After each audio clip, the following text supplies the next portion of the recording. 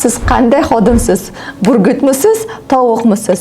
Aslida ikki xil xodim bor. Tovuq xodimlar va burgut xodimlar. Tovuqlar asli tabiatan ularning uyi tayyor, yemishi tayyor, hattoki xo'rozi ham tayyor. Burgutlar baland parvoz qiladi. O'ljasini o'zlari ovlaydi, o'zlari harakat qiladi va o'zlari natijaga chiqadi.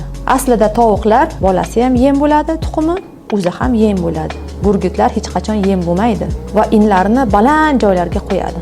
Kunlardan bir kun bir coach bir shaharda o'zining seminari bo'yicha mehmonxonaga tashrif buyursa, u yerda tovuq xodim kutib turgan bo'ladi. Bizda bu yerda joy yo'q deb tovuq xodim javob beradi. Men buyurtmani bir hafta oldin berganman. Yo'ldan charchab kelganman.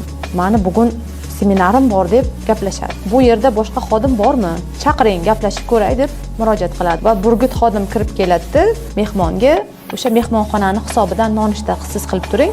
Biz yaqin oradagi mehmonxonadan sizga joy buyurtma beramiz deb o'zi boshqa mehmonxonalardan xona izlashga tushadi va xonani topib, mehmonni o'zini hisobidan mehmonxonagacha eltib qo'yadi. Tashkilotingizda yoki kompaniyangizda burgutlar yoki tovuq xodimlar bo'lsa, siz ularni zudlik bilan burgut xodimlarga almashtirishingizga to'g'ri keladi. Unutmangiz, eng birinchi asosiy ishi bu to'g'ri xodim tanlashda bo'ladi.